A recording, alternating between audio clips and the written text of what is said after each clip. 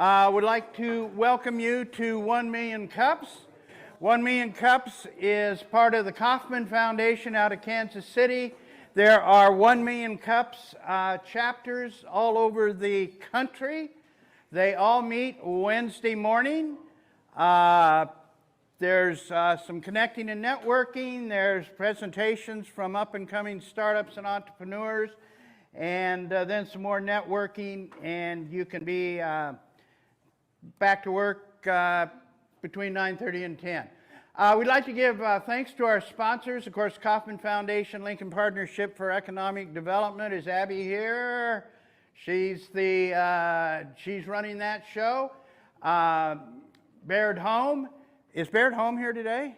Okay, if during office hours, if you have any legal questions, that's the person to talk to. Of course, Don't Panic Labs for this awesome space. Thank you, Bill. And is Lindsay here? Okay. Escape Lincoln, Dow. If you've never done an escape room, go try it out. You'll get hooked. Merle Lynch and Aloy Stream.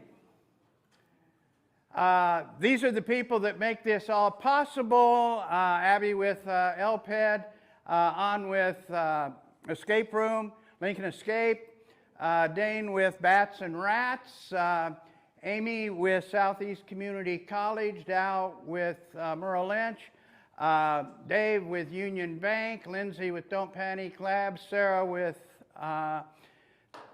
Wesleyan, and I'm Vaughn with Strat DM. Did everybody miss me? I'm just... Okay, thank you, thank you. I want to thank Dane. I watched the tapes. He did an awesome job, and I think my job is kind of but had a great time in Scotland, tasted a lot of whiskey. Be sure you check in. You can do it there. There's barcodes on, QR codes on the table, one back by the coffee. We need to report these numbers to KC, and you do get on our list, so you'll get usually one email a week just letting you know what's coming up. Office hours, we do afterwards have experts that are going to hang around if you have any questions. And today's office hours, Don't Panic Lab with Lindsay on software engineering and innovation. I'll talk to anybody about strategic planning, mission, vision, and values. Baird Home will answer any questions you have on might have on legal issues. Nebraska Business Development Center, Quentin Farley. Is Quentin here today?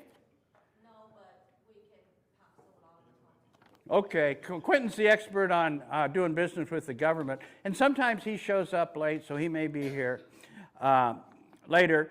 Merle Lynch, Dow, if you have any financial questions, and Dave with Dave, and with Union Bank, so if you have any banking questions. And TTN with marketing. Who's that? TNT with marketing. Marketing or anything about nonprofit, fundraising, grant. Okay, any nonprofit questions? Please silence your phones.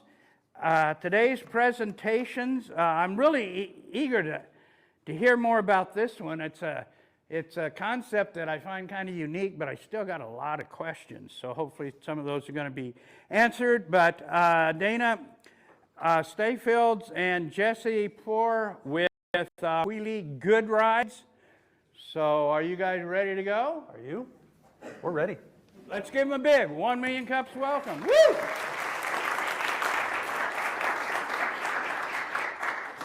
Good morning. Ask me how I'm doing. Really good. Right on. So thankful. I'm actually here because my friend Andrew Rush said, hey, you should just show up and meet people. That was like 3 months ago when I was looking for something to do on Wednesday morning. So thanks for inviting me. I got to meet a lot of folks here and excited to present today. We're going to do it backwards, though, a little bit. I'm going to introduce you to Dana Stefanidis. He is the founder of Wheelie Good Ride Academy, and somebody who I appreciate getting to know. About 8 years ago, when life was kind of turning out underneath me, a little uncertain, health-wise, mental-wise, work-wise. I was looking for something different. I decided biking was going to be what I did. I went into bike shops, and I just kind of left more frustrated, would be the word, with more questions than answers, and a lot of tech talk and things that didn't make sense to me. I walked into a bike shop with Dana.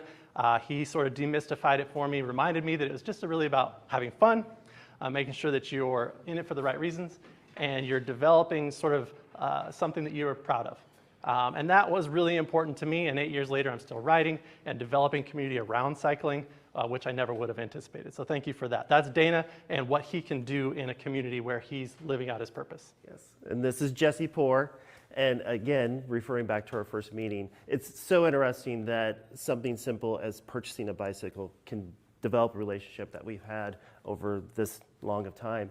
And it's been, for me, I've been kind of watching Jesse as he's gone on this journey. He is the team director now for the National Interscholastic Cycling Association, which is the Lancaster Composite Mountain Bike Group. It's a youth mountain bike group that you've been involved with for 6 years now. Started in 2020. Yeah, 2020, and started with 6. And this last year we had over 60 high school students. 50, okay, sorry. I just like to push the numbers. But so tremendous growth that has occurred because of Jesse's influence and consistency in being part of the community.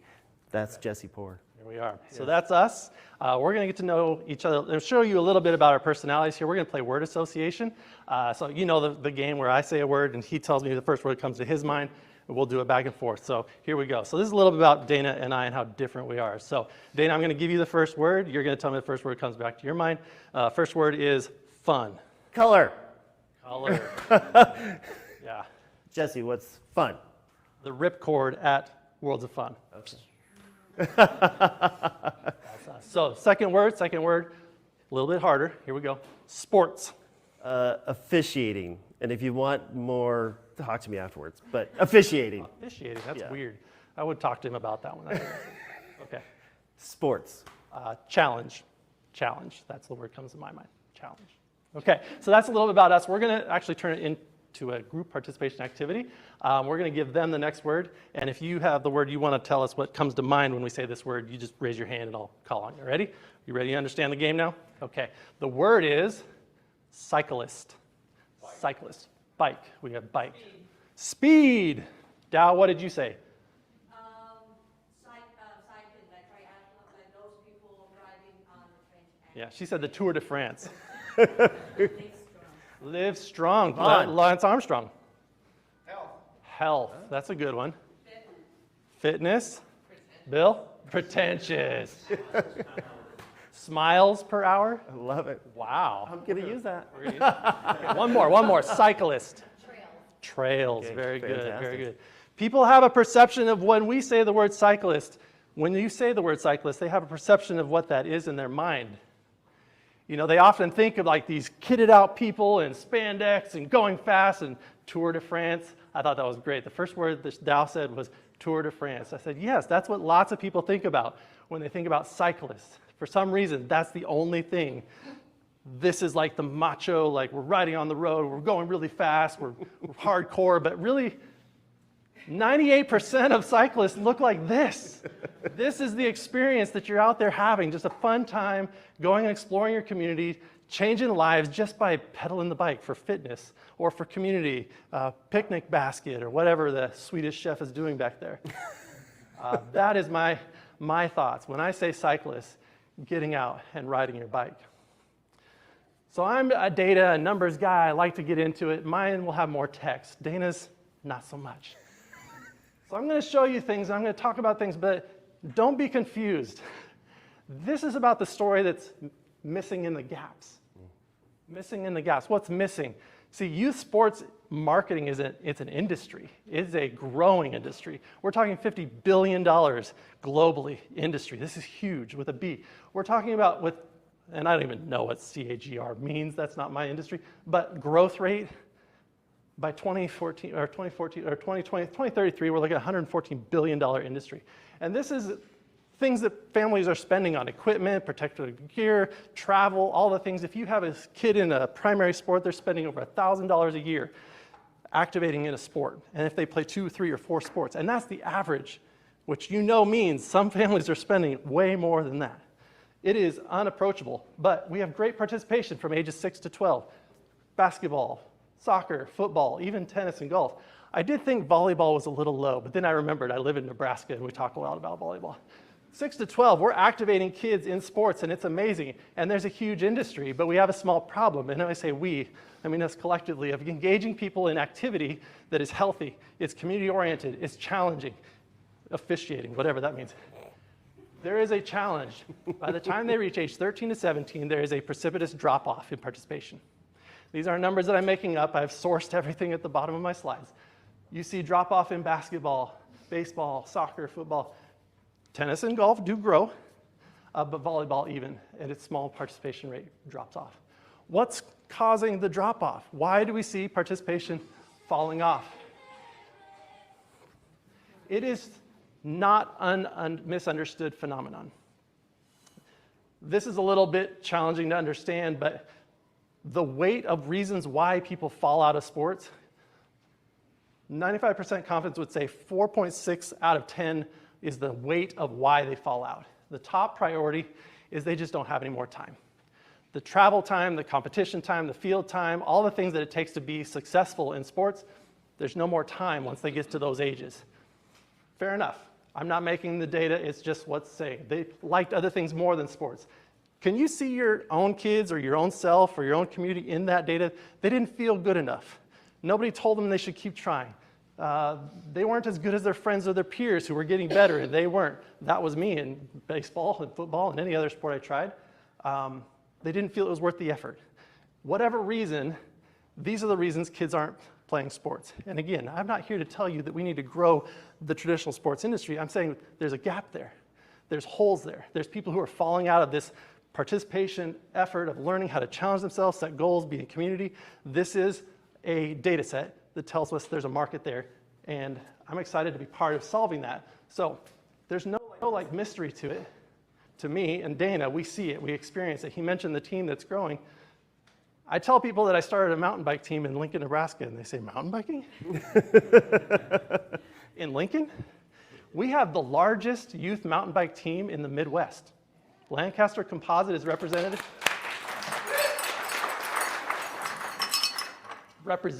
of 50 student athletes, and we're poised to grow to 60 this year. We have probably 60% participation of parents with their students in our team sport. It's a collaborative effort where we do that together, part of the reason why I did it, and we are seeing growth. Because it's not overly taxing, it's not free, it's not inexpensive in some regards, but it is accessible. And there is an interest in continuing to participate, and it cuts through all 10 of those reasons on the previous slide.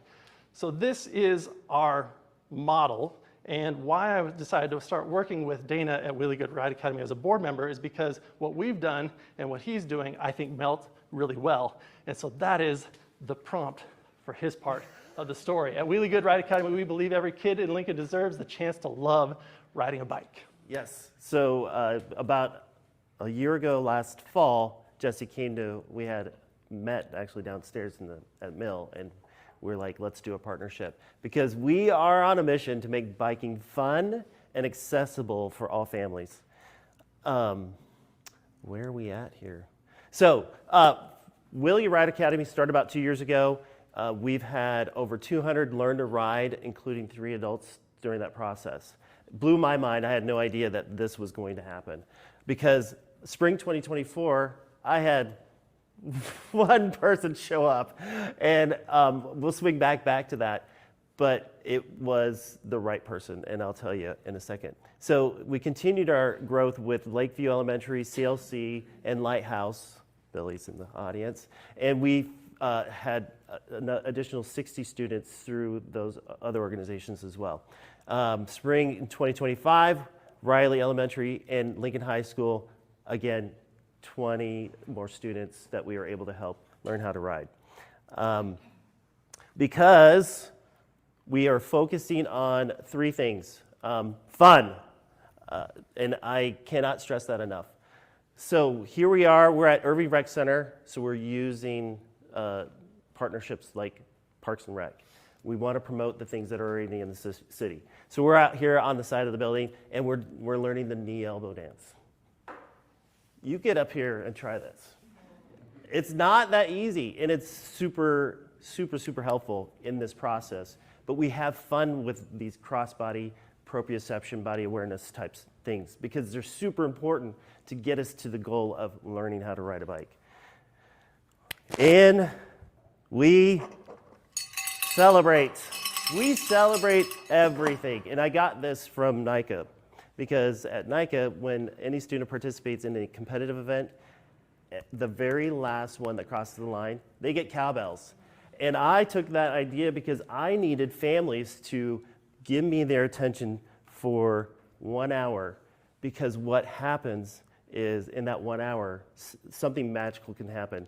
And this little person is like, I want to be celebrated. And they shout out to their parent, hey, look at me, look what I'm doing. And in that process of learning, we want to celebrate any little fall, any little wobble, any of that. We want to celebrate it. Here we are doing our cheer at the end of the class. It seems cheesy, but this is a parent that took this picture and shared it with me. So we need more cowbells. More cowbells.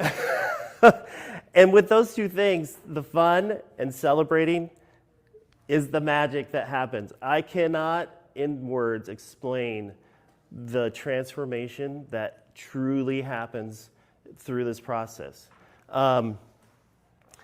Here we have our first ever student in the spring of 2024. It's him. This is Owen and his mother. Owen is on the spectrum, and his mom was explaining this to me, and it was just he and I, and it couldn't have worked out any better because 40 minutes later, he's using his balance and his momentum, and he's going down the hall because we had to be inside because of the weather. But more importantly, the mom is like having a moment, right? I have no idea what's going on. I just see what's happening here in front of me. She told me afterwards, she goes, we have been trying to connect the dots for him for so long. And in 40 minutes, he was using his balance and momentum and essentially riding a bike. What's so awesome and transformative about this experience, besides, like, he came back the next weekend. He's like, Coach Dana, I rode here. We rode here. And just the enthusiasm. And she is just beaming because now her child has something that's his, and it's taking him out into the world. Well, Mary runs Macaroni Kids. I had no idea what this is. If you don't know what it is, you don't have children between the ages of like 5 and 12. Well, Mary posts about all the activities that you can sign that demographic child up. And she was trying to explain this to me, and I'm like, oh, thanks. She's like, can I do a post? I'm like, sure, that's great. But she was a catalyst for that first year to introduce other families. I had 10, 12 families call me up, do you got room for that class? Because it is a huge need that's happening. This last summer, because we always talk, Mary goes, Owen has been riding himself to swim lessons. Yeah, that is what's so amazing. I cannot share with you enough. There's so many more stories that have happened just in this short amount of time, and there's no proof of concept. Like, we know it's effective, it works, it creates, more importantly, community like I've never seen before. And now we are partnering with community learning centers. Parks and Rec has been super supportive about this program, and we are here, me personally, I'm here to change the transportation culture and what that means to the city. Before we get to that, is Owen a cyclist? Yes. Yes. That's the fundamental change that has to happen. You don't have to be something specific to be a cyclist. Owen is a cyclist. So what can they do? Well, you get to that point where, it's kind of a purgatory. So our ask today is help. We need help figuring out a growth strategy. We really do. we are always looking for fun people to join our board. And we are all about fun on that board. We're not stifle type people. And more importantly, promote. Because there's families out there that don't know that we're exist because we're newer.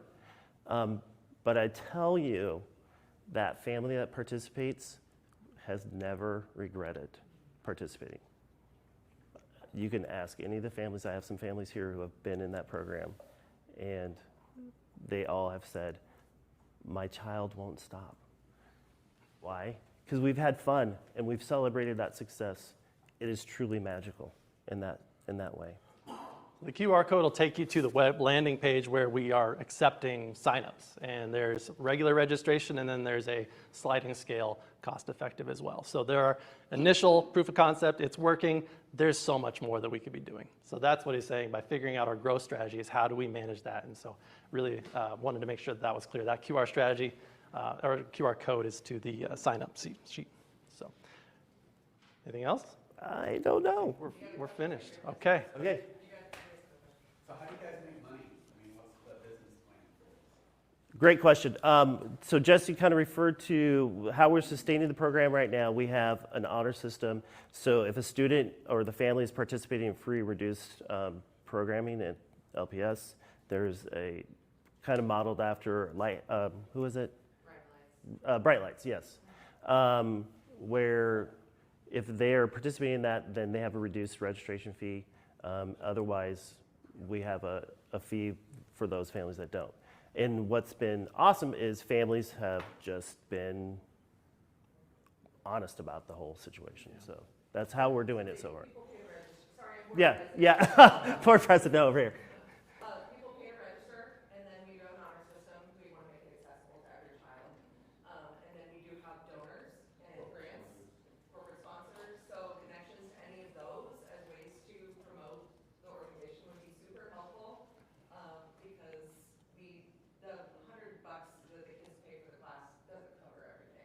Not even close, right? But Dana's passionate about it, and so is Jesse, and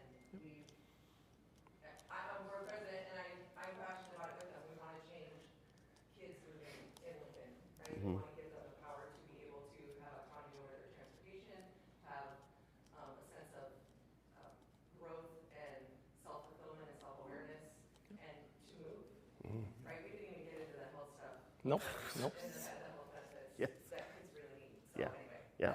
if you know any other connections, Is there a minimum age? Oh, great question. So minimum age is the question. The minimum age is 4 years of age and then older. And I mean older. We've had 3 adults through the program. And right now I'm actually talking with 2 adult women as well. The market is undefined, but seniors that want to be active, there's a market for them. And I say market, I just mean a service to be provided to help make it successful. Like there's a model to be developed there. Okay, we got time for one more question. Right but here. We do have 3 presenters. That's fine. But you'll stick bundle. around and answer. Yeah, We'll yeah. have office hours. We really dig your nail color. Oh, thank you. So, are you a nonprofit? Yes, this is a nonprofit. So I have 2 suggestions. One is that, because I'm a cyclist, and I think one of my favorite fun memory was how my father helped me learn how to ride. So my question is actually, can you turn that into an opportunity to recruit and train more either volunteer, that's from different community to be the instructors. Yes. So then they can become the community champions for you to promote your program. And then the second suggestion is that, Yes. there are currently a lot of people, adults or young adults, they don't have car, and bicycle will be their primary Yes. transportation means. Yes. So that would provide you Yes. another opportunity. Yeah. And then if you are a nonprofit, I'll be happy to help you brainstorm and see how and where you can Yeah. position yourself and get grants.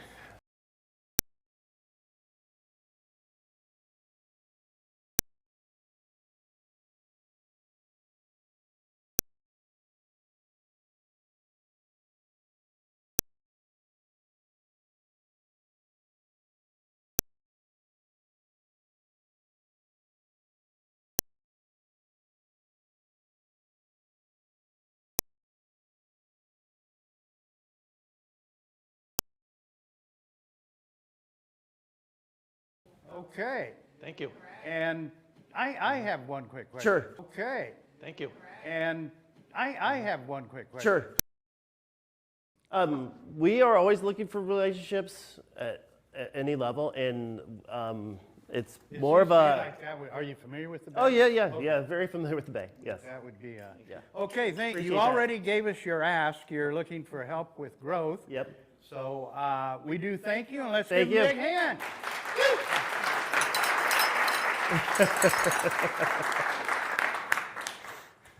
Okay, our next presenter is Evermore Solutions, Amanda Witchlatch. Whitlatch, yeah. Witchlatch. So let's give her a big 1 million cup welcome. Woo!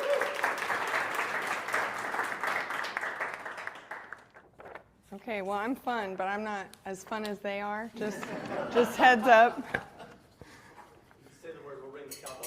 Okay, you guys can ring the cowbell for me. Okay, so my name's Amanda Witchlatch. I started as a photography business about 10 years ago, and I went to school for graphic design, visual publications. So I decided to go back to school for computer engineering, and when I decided that I absolutely hated that, I quit, and I was like, what am I going to do with my life? And so I really started learning about marketing kind of on my own, took a lot of classes, and just kind of evolved into a whole marketing agency. So realistically, we started as graphic design company. We did a lot of print, and I worked in a print shop for several years after I graduated, and decided that marketing was the way to go, especially after COVID, because we couldn't, I mean, like, nobody could see each other, right? So, and everybody needed marketing, everybody, because the only way to really get into people's minds at that point was to be online. And so I think that, especially in Lincoln and the local area, there was a lot of problems with the local community thinking, like, I don't need to be on social media, and I don't need a website, and so everything kind of shifted after that point. So I am a marketing agency. We have like 5 full-time employees, and then I do use some subcontracted employees within the United States. I have 4 in the Philippines, and 4 in the Philippines, and they are really great at what they do. So we spend an hour a week doing training and just kind of going over projects that need to be done. And they do a really great job for me. And if they were here, I would have them up here with me because they are really kind of the heart of my marketing agency. Okay, we're going too fast here. So my goal here today is not to just sell you products. I want to kind of tell you what makes us a little bit different than, like, I don't know, some of the bigger marketing agencies. And branding is one of those things. I think with I think with Canva, it's really easy to kind of just drop all your stuff in there, and that presents a problem because it strays away from your actual branding. You're not really thinking about like your colors and your logo and your fonts, and that's one of the things that we really focus on for our clients, is making sure that everything is very consistent and that it represents your brand the way that you intended it to. Websites. So that's one of our bigger things that we create. Another really important part about websites is not just having a website online, but being able to drive traffic to your website and making sure that you can collect leads. Because I think a lot of people, especially startups, decide, oh, I need a website now, and then they're like, great, now I have this website, everybody's going to go to it and buy all my stuff. And so that's one of the things that we kind of focus on, is like, who is your target audience and how are we going to get them to your website as well. E-commerce is huge, so we've created a couple Amazon stores for people. Same thing, it's almost an entirely, it's not just that, there's a whole nother like space within Amazon and some of these selling platforms that I think people aren't quite aware of. It has its own SEO, it has its own branding, and they have their own stores. So another part of e-commerce is understanding that you're still going to have to drive traffic to there exactly like you would if you were driving people to your website. So I would say that websites and e-commerce kind of work together, but they are completely different spaces, and you have to do kind of the same things within both of them. So local SEO, I find this to be extremely important for every single business, whether you have a storefront or you're just an online company. Local SEO is kind of the cheapest form of SEO that you can have. And what it does, I call it listing management. What it does is it takes your business information, your phone number, the name of your company, basically everything that's in your Google listing, and it puts it on a bunch of different platforms. This is becoming extremely important for AI searchability because AI, ChatGPT right now is specifically using Bing, and so there's not a lot of people that are like, hey, I'm going to go search Bing for what I'm doing or what I'm looking for, but ChatGPT is actually using that as one of their most relevant sources. So not only do we put you on Bing, but we also put you on places like citysearch.com, which again, nobody's going to citysearch.com, but that's another place that Google finds extremely relevant. So depending on your market, we do put you on all the different relevant platforms that Google would find relevant, that ChatGPT would find relevant, so you can be found online easier. Okay, and social media obviously is huge for everyone. We really look at your target market when we're looking at where to find, like where people are finding you. So it depends on, like for instance, Wheelie Good, you're probably targeting more adults and parents than you are the children, right? So, I mean, you can still be on TikTok, but realistically, your parents are probably on Facebook right now. Maybe even some LinkedIn, if you're trying to find some other one, but like we really kind of target who your audience is and where they are spending most of their time. So we've done all that research, and we know like age demographics of where people are and where people are hanging out. Oh, and another thing with social media. So I recently not recently actually, it was like January. But in January I went to a Grant Cardone Business Summit. I got very specific algorithms. Meta came out and kind of talked to us. They changed in June last year. They're changing slightly again now because everybody can be a content creator and be paid online now. But their suggested schedule was a mix of, they wanted 3 or 4 reels per week. They wanted 3 to 8 stories daily. They wanted, so this is how you can get organic traffic. I mean, obviously you can still do paid ads and get more traffic, but this was their suggested schedule. 2 to 3 or 3 to 4 reels per week, 3 to 8 stories posted daily, and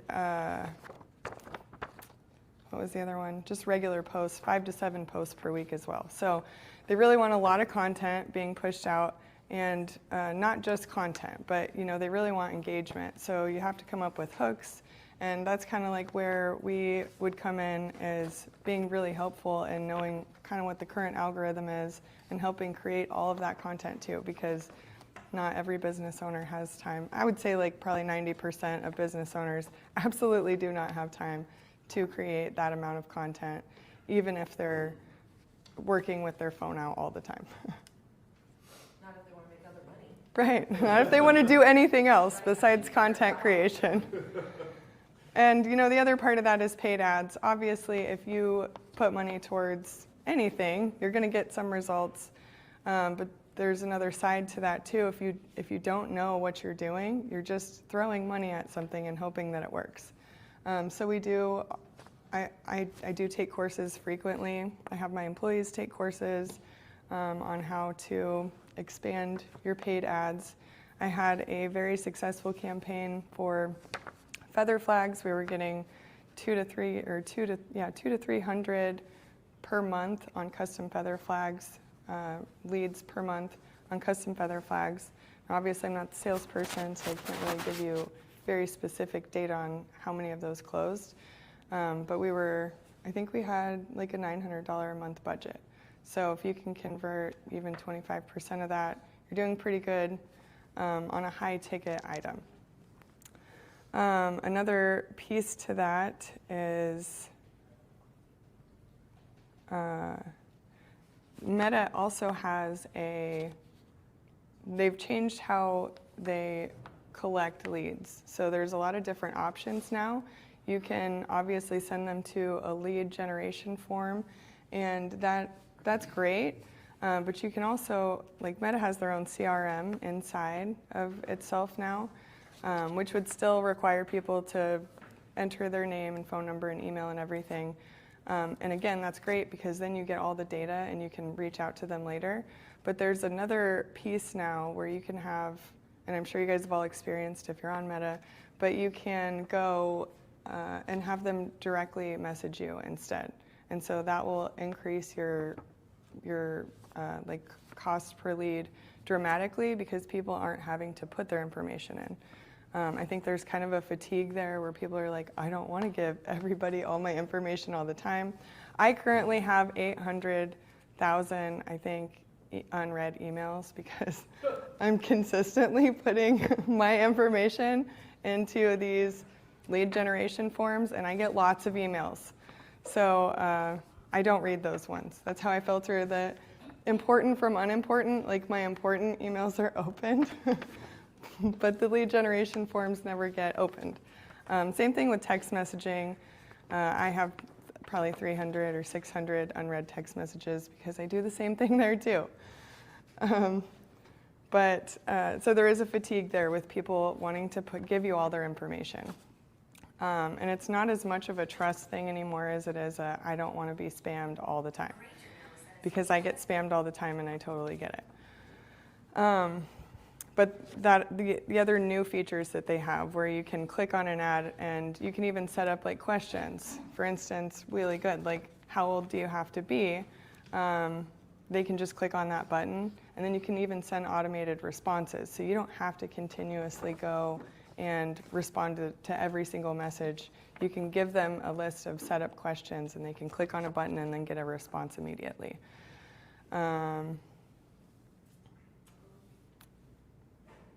Consultation. So I run into a lot of people that are like, I want to learn how to do this.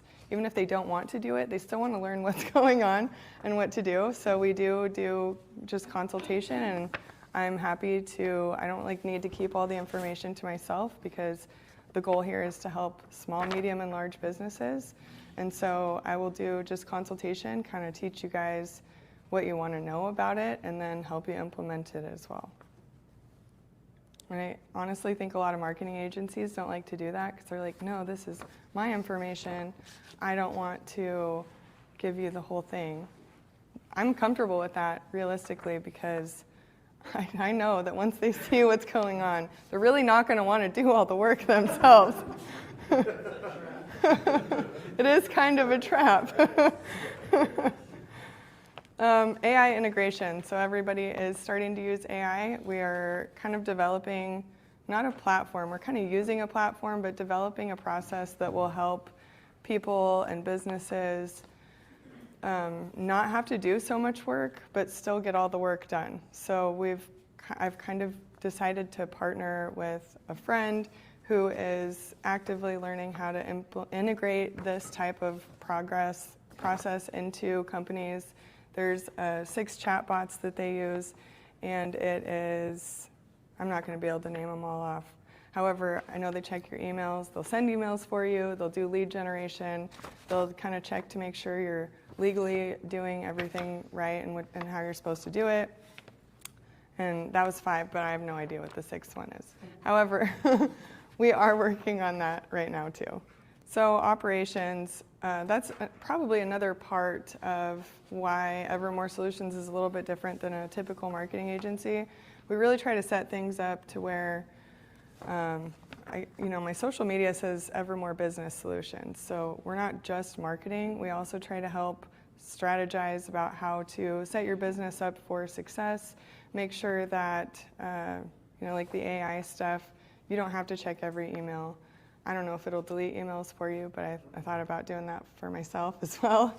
But then also just kind of streamlining all of your processes and making sure that everything is easiest for you. Scaling. So obviously scaling your business is super important. We try to make sure that everything that we do is within the mind of you're going to grow your business. And that's actually why I'm here today, because I'm in the process of scaling my business. And I am looking for people who are interested in kind of helping me grow my business. So I've created a couple different compensation plans to, okay, so here's the honest truth. I am all for paying people, but I don't want to pay people for not working. So, so I'm not offering a base pay. I'm offering a compensation plan for people that are actually interested in making some money without expecting like a big base pay. And the reason that I set this up is because my compensation structure, a lot of my products are reoccurring revenue. They're monthly. I don't specifically make people stay with me for any certain period of time. But I do think that marketing and business is a very relational type industry. And so I want to encourage anyone that works for my company that they are still checking in with the people that they're doing business with and creating those good relationships. And so I've created a compensation structure that is not just like sell them a website and be done with them forever. So my compensation, I have two different structures. Option A is just like if you're not like super motivated, or you just maybe know a couple people that would like a website or social media. I still want my employees to be incredibly engaged with this company, but I don't necessarily want them to just disappear. So my compensation plan A is just 10% commission on all one-time sales and 10% commission on all reoccurring services, such as social media. So I know that the 10%, I was looking at this last night and I was like, 10% sucks. Should I just take that out of there? Like 10% commission doesn't sound great, except for if you sell a $600 social media package and you're getting 10% of that every single month until we're not working with them anymore. So that's just to make things really easy for people that are like, hey, I might know some people that need social media or need some SEO, and you can get paid for just bringing me referrals. But I don't want you to just fall off the map after that. I want you to, make sure that they're happy with their services, etc. So commissions are paid monthly. Again, I don't have any like long-term contracts on this compensation plan. There's really only one kind of commitment is when it comes to listing management, and that's in the second compensation plan. I also have a bunch of these, so if anyone's actually interested, I can give you kind of the compensation plans without having to read on my terribly messy background there. The second compensation structure is called the performance plan because it's really designed for somebody who's very motivated to make some money. So 20% commission on website builds and kind of one-time products, and then 5% on hosting services. My hosting services are actually pretty low. Typically when you build a website, you still have to pay like $200 or $300 a month just to host the website, and I think a lot of people forget about that or don't know about that after they build their website. Mine is currently $99 a month, and we still will make any changes that you need. So again, lower commissions for the reoccurring stuff on website services. The second thing is listing management. That's that local SEO stuff I was talking about. So you get like a one-time sign-on bonus of $20 after the first payment clears. There is a 6-month minimum requirement on that. That's really the only thing that I have there because I am giving that bonus up front. And then you get the 8%. So kind of how I've set it up is these one-time things you get a bigger commission on, and then the reoccurring you get a little bit smaller of a commission on, but you're still able to kind of stack that money up. Then I also have volume bonuses in this. So for people that are really motivated, if you can sell 15 new accounts in one calendar month, you you'll get a $200 bonus. If you sell 25 accounts, and this is all for kind of listing management, if you get 25 new accounts in one calendar month, you get a $500 bonus. And then you still get the 10% commission on other reoccurring services like the SEO, social media, etc. Yeah, all the commissions and bonuses are paid on collected revenue only. Yeah. I think if you want to talk to Amanda about this afterwards, we have one more presenter, so we do have to move right along. So we'll skip the Q&A, but she'll stick around. It's my last slide, so we're good. So thank you very much. All right, thank you.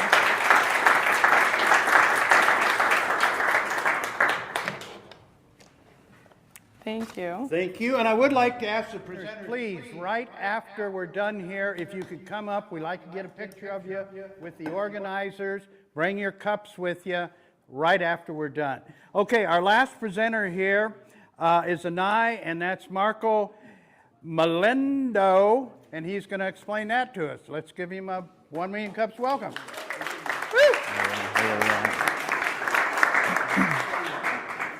Most people around here knows what fear feels like. As business owners or entrepreneurs, we all know like how you can feel fear when you start something new, when you're gonna put an idea out there and you don't know if it's gonna fail. Failure is something that I dealt with a lot. Yeah, you can feel fear when you're trying something new, when you are presenting in front of people and sometimes in a language that is not your own. That's scary. Yeah, but fear also shows in many young people in Bolivia, where I'm from, especially in young girls, where fear is shown in unsafe public spaces, in limited opportunities, in gender stereotypes.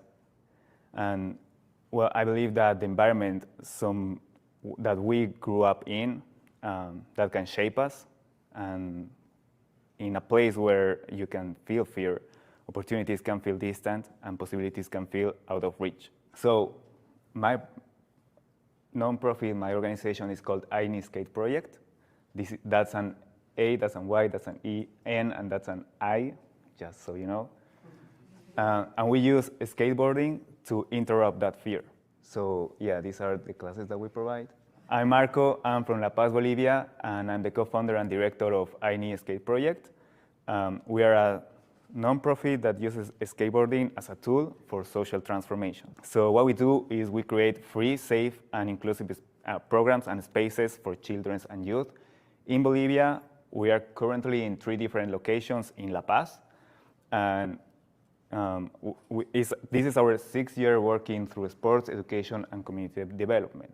So what we do now is we provide free weekly class schedules. These are skateboarding lessons that are free. Each session lasts around 2 hours, and we use skateboarding only as the entry point. So what we do is that skateboarding calls these young people's attention, and once we have their attentions, we take advantage of that so we can teach them about social issues that are important for them. It will vary depending on the location, but sometimes we will teach them about social inclusion, environmental care. As in the 20 last minutes that we have in our classes, we have these debrief sessions in which we talk, as I was telling, about respect, equality, inclusion, environmental care, leadership, and belonging. So as I said, skateboarding is the tool that we use and that we have to reach these communities. Sometimes these communities are really far away from the main city, so there are not many activities for the kids to do. So what we do is we go there and we provide these skateboarding classes. And once we have their attention, we spend some time with them so we can teach them about these topics that are important for them. And these are our 3 locations. So last year, we had over 4,800 students to all our sessions. Thank you. Thank you. Yeah, and we are really proud that 54% of them were girls. Yeah, this is a project that we were starting that we are providing now classes only for girls, so they can feel more safe and they can talk between them. And And those are led by our female coaches as well. So as I said, we're not using sport or skateboarding just to keep young people busy. We are using sports to create belonging, education, leadership, and community transformation. As you can see, this is one of the briefs. These two of them, these two guys here. Oh, actually, the three of them are coaches there. I've been here for 3 weeks. This is our last week, and I just started to miss them. So, oh no, yeah, and yeah, this is our team. This handsome boy is myself. Yeah, that was a different stage of my life. So we started on 2020. As I said, it's our 6th year, and we started just as a project of friends that we just love skateboarding, and we wanted to do something for our community, but we didn't really knew or realize how much it could grow. So in 2021, we started our partnerships. Our first partner and the main one is Skatistan. They provide these, they help these social skate projects around the world, and we are partners with them. So that's how we are able to provide the classes for free. We receive funds for them, so we can pay our staff and we can provide the classes for free. And we also participate in some grants. This is the latest that we won. That was in 2024. That is the Olympism 365. I'm sorry. And yeah, they help to the same to projects that are using sports to social inclusion and social development. They provide this grant, and we were able to get that one. And here in Lincoln, partnering with the Bay, I'm under a fellowship program, and this should look better in this way, because here I'm learning a lot with the Bay, because they have been doing this for over 15 years. And yeah, for me, it was amazing to see how big the place they have up there, or I don't know if it's up or down there, but there. But not only the space, for me it was really great to see how they are really reaching youth, and how the people there, the young people there are really growing, they are developing. I've seen this back home, so when we provide the classes, I don't know, just to see how a kid is really excited to learn something new, or when he learns that falling is part of the process to get to somewhere they can get, or to learn something they want to do, for me is, I don't know, that's just everything. So to see how the Bay here has a bigger impact, of course, there have been many years, and to be able to learn from them, for me has been a blessing, and I'm ready to go back to Bolivia and to teach them and to work with my team to keep growing. Yeah, so when a kid knows that failing is not failure, I may or may have not failed that on intent. Yeah, thank you. So they not only learn how to step out on skateboard, but they also learn that falling is not failure. So that fear part, I'm almost over. The kids overcome fear, and they start trusting their potential, and they can keep moving forward. Thank you.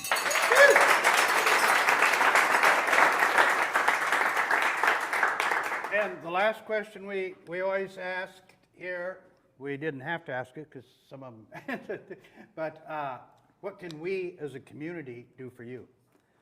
Well, you can follow us on our social networks. I also let some business cards back there, so you can see how we're gonna continue progress and grow.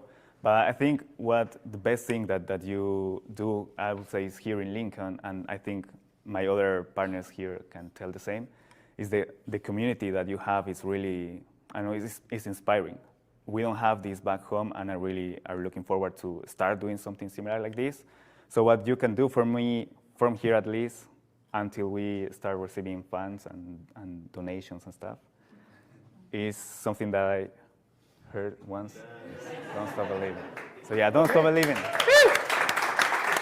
Thank you. Thank you. And please, if the presenters and the organizers could come up here for a quick picture. I don't think we asked Amanda what kind of community does. What's that? Amanda, what can the community do for you? So if you guys are interested in making some money, or if you know anyone that might be interested in making some money, that's kind of what I'm looking for. And I guess I forgot to mention also that these discounts could be applied to your own businesses. So if you're interested in something, and if you're interested in any of my marketing services, instead of commissions, you can get a discount on services for your business. Okay, community events. Tomorrow is open coffee at Crescent Moon down in the Haymarket. Starts around, 8? Something like that. If you want something a little stronger. We do have Founders Friday at the Boiler Room. They say it starts at 4:30, but it hasn't been getting going until usually about 5 o'clock. Here's some events coming up if you want to make note of those. Take a picture of the screen. Thank you all for coming. Stick around. I don't know if there's any coffee left. See you next week. Bring your friends and have an awesome one.